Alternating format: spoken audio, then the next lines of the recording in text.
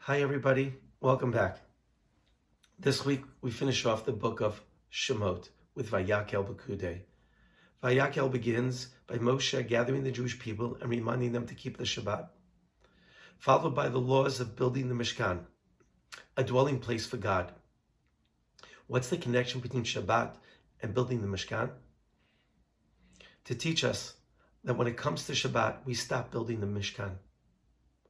And the Abarbanel, who lived in the 15th century in Spain, was a financier, a banker, and wrote a commentary on the Chumash, says it's not so obvious, because one would think that by building a home for God, that would be a greater Kiddush Hashem than resting on Shabbat.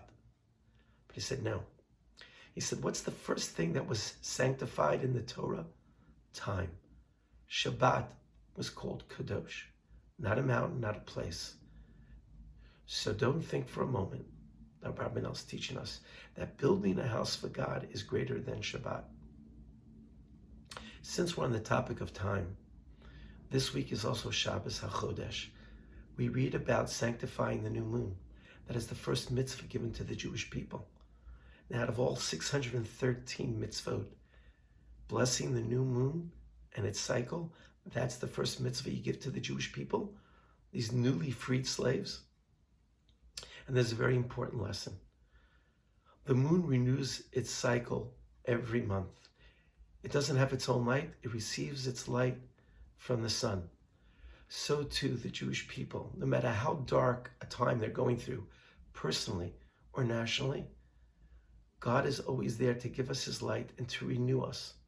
And just like the new moon goes through stages, so do we, and so do the Jewish people. We go through stages of illumination and sometimes darkness. It's also to remind us about when we go about serving Hashem, doing mitzvot, to bring a renewed energy every single day.